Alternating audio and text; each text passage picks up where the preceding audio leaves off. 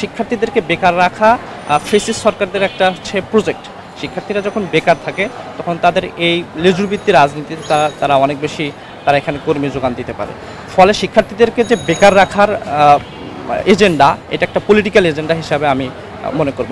এর মধ্য দিয়েও যে বিশ্ববিদ্যালয়ে এই সর্বশেষ সংস্করণের ভিতরে কেরিয়ার ডেভেলপমেন্ট একটা সম্পাদক পদ এখানে তৈরি করেছে, আমি সেখানে সাধুবাদ জানাই। তো বিশ্ববিদ্যালয় 100 বছরের ইতিহাসে ডাকসুতে কেরিয়ার বিষয়ক কোনো পদ ছিল না। এটা কি কারণে ছিল না আমি জানি না। হইতে পারে যে আগে আমাদের এই প্রতিষ্ঠানটা অনেক বেশি একাডেমিক ছিল, একাডেমিক ইনস্টিটিউট ছিল।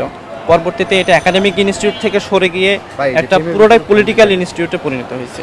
ফলশ্রুতিতে বিশ্ববিদ্যালয় এখন মনে করছেন যে আসলে কেরিয়ার নিয়ে ভাবনা করা উচিত। অথবা হইতে পারে যে বিশ্ববিদ্যালয় আসলে কেরিয়ারকে ওইভাবে আমাদের ন্যাশনাল এবং বিশ্ববিদ্যালয় পলিসি আসলে শিক্ষার্থীদের যে কেরিয়ার, সেই কেরিয়ারকে নিয়ে ওইভাবে কনসার্ন না। আমাদের বিশ্ববিদ্যালয়ে এবং ওভারঅল সারা দেশের যদি কেরিয়ার নিয়ে আমরা চিন্তা করি, আমি যদি বলি যে ঢাকা বিশ্ববিদ্যালয়ে যে আন্দোলন সূচিত হয়েছিল, যে জুলাই যে গণ অভ্যুত্থান, সেটা রুট কিন্তু ছিল যে একটা কর্মক্ষেত্রে স্পেসিফিক বৈষম্যের বিরুদ্ধে।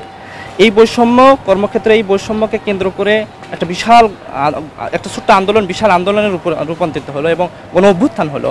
কিন্তু এর পরবর্তীতেও আমরা দেখলাম যে অভ্যুত্থান পরবর্তী সময় আসলে পিএসসিতে সেই বিসিএসের কোনো ধরনের সংস্কার আমরা কিন্তু দেখতে পাইনি। ফলে কেরিয়ার নিয়ে এই দেশের যদি ন্যাশনাল পলিসি এবং ইউনিভার্সিটিতে যদি যে প্রশাসন আছে অ্যাডমিনিস্ট্রেশন, তারা যদি কনসার্ন না হয়, আসলে খুব বেশি এখানে ফলপ্রসূ কোনো কাজ করা যাবে না।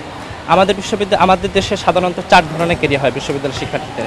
একটা হচ্ছে যারা সরকারি চাকরি করেন, বিসিএস বা অন্য আদার চাকরি, তাদের অনেকটা গাইডলাইন্স এবং রিসোর্সের প্রয়োজন হয়, তথ্য। দ্বিতীয়ত হচ্ছে প্রাইভেট জবে আমাদের যে বড় ধরনের যেটা প্রবলেম, সেটা হচ্ছে আমরা ক্যাপাবল হই না। তাদের যে রিকোয়ারমেন্ট, সেই রিকোয়ারমেন্টের সাথে আমাদের যে একাডেমিক কারিকুলাম বা আমাদের যে হচ্ছে পড়াশোনার যোগ্যতা, সেটা ফুলফিল না। অথবা আরেকটি হচ্ছে যে তাদের সাথে আমাদের লিঙ্কেজ বা কোলাবোরেশন কম। ইন্ডাস্ট্রির সাথে আমাদের যে একাডেমি সম্পর্ক হওয়া উচিত, সেটা ওই লেভেলে আমাদের সম্পর্কটা নাই। তৃতীয় হচ্ছে আমাদের বিদেশে উচ্চশিক্ষার জন্য শিক্ষার্থীরা চায়।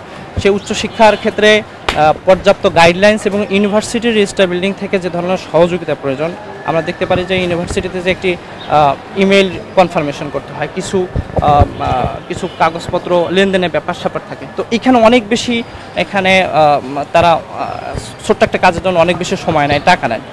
ফলে আমাদের চিন্তা আছে যে আমরা রেজিস্টার বিল্ডিং থেকে আলাদা একটা সেন্টার করবো উচ্চশিক্ষা বিষয়ক, এবং সেখানে তার মধ্য দিয়ে একজন শিক্ষার্থী অনলাইনে তার বিদেশে উচ্চশিক্ষা বিষয়ক সেবা পাবে।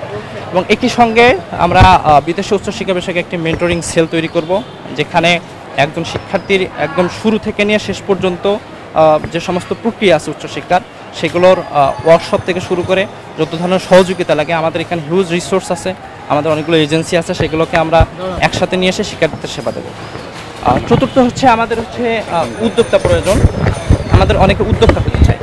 4 নম্বর যেটা, সেই উদ্যোক্তার ক্ষেত্রে আমাদের যেটা প্রয়োজন হচ্ছে যে ন্যাশনাল মাল্টিন্যাশনাল যে কোম্পানিগুলো, ইন্ডাস্ট্রিজ কোম্পানি, তাদের সাথে আমাদের কোলাবোরেশনটা খুব কম। এবং উদ্যোক্তাদের জন্য যে সাপোর্টিং সেল প্রয়োজন, স্টার্ট আপ প্রোগ্রামগুলো প্রয়োজন, সেই ক্ষেত্রে আমরা শিক্ষার্থীদের আমরা দেখি না যে বিশ্ববিদ্যালয় পর্যায়ে কিংবা ন্যাশনাল পর্যায়ে খুব বেশি উদ্যোক্তা তৈরির ক্ষেত্রে সহায়ক ভূমিকা পালন করেন। তো সেই জায়গা থেকে আমরা প্রতিশ্রুতি দিচ্ছি যে এই 4টা ক্যাটাগরিতেই শিক্ষার্থীদের যে কেরিয়ার, আমি যদি আরেকবার বলি যে সরকারি চাকরি, প্রাইভেট জব এবং বিদেশি উচ্চশিক্ষা এবং উদ্যোক্তা তৈরি, এই 4টি ক্ষেত্রেই আমরা শিক্ষার্থীদেরকে নিয়ে কাজ করব এবং তাদের সেবা দানের চেষ্টা করব। এবং একই সঙ্গে ঢাকা বিশ্ববিদ্যালয়ে যে কেরিয়ার ওরিয়েন্টেড যেই প্রবলেমগুলো, এগুলো অনেকটা ফ্যাকাল্টি ওয়াইজ। আপনি যদি দেখেন যে বিজনেস ফ্যাকাল্টির এক ধরনের প্রবলেম, কলা ভবনের এক ধরনের প্রবলেম, সোশ্যাল সায়েন্সের এক ধরনের প্রবলেম এবং সায়েন্স ফ্যাকাল্টির এক ধরনের প্রবলেম। তো আমাদের প্ল্যান প্রত্যেকটা ফ্যাকাল্টিতে আমরা একটা এক্সপার্ট টিম তৈরি করব এবং সেই এক্সপার্ট টিমের মধ্য দিয়ে ওই ফ্যাকাল্টিতে যে সমস্ত সমস্যা আছে, ওই সমস্যাগুলোর নিরূপণ এবং সে সমাধান তাদের মধ্য দিয়ে আমরা সমাধানের চেষ্টা করব।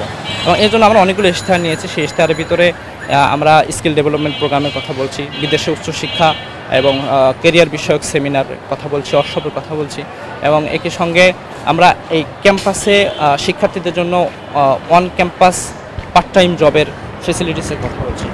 অন ক্যাম্পাস পার্ট টাইম আমাদের অনেক শিক্ষার্থী ঢাকা বিশ্ববিদ্যালয়ের অনেক শিক্ষার্থী ঢাকা বিশ্ববিদ্যালয়ের অনেক শিক্ষার্থী আমাদের একটা টিউশনের জন্য উত্তরায় যান, যাত্রাবাড়ি যান এবং অনেক দূরে যান, ফলে তার যে সময়টা নষ্ট হয়, প্রোডাক্টিভিটি যে লস্ট হয়, এটার মধ্যে দিয়ে সে তার পরবর্তী ক্যারিয়ারে সে অনেকগুলো সুযোগ এবং অপরচুনিটি হারায়।